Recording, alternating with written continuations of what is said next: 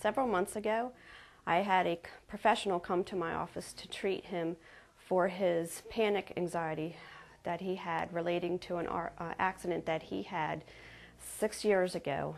And he was still having anxiety attacks while he was driving. One day in particular, he was driving down the road and had a major panic attack where in the middle of the road in rush hour traffic, he had to get out of his car and all of a sudden just had a meltdown where he couldn't walk. He just got very confused, started getting weak, like he was going to have a heart attack, couldn't breathe.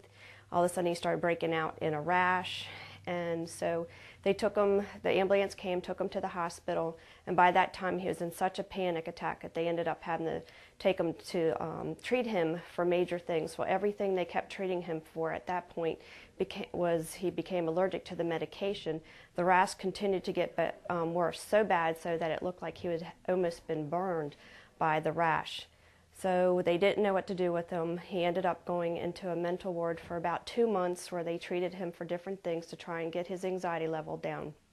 After he came back, he still had the rash, he still had somewhat anxiety.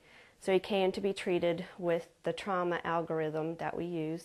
And after treating him for roughly half an hour, he started to relax. His rash started going away.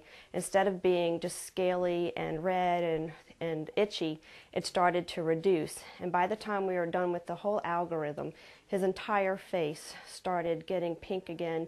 The rash started going down. His anxiety level had disappeared completely. And for the first time, he said, in 6 years, he didn't have that panicky feeling. He didn't have the itchy rash feeling. So he was so much better and so appreciative that after 6 years of the trauma that he had dealt with this car accident, he was finally set free of it.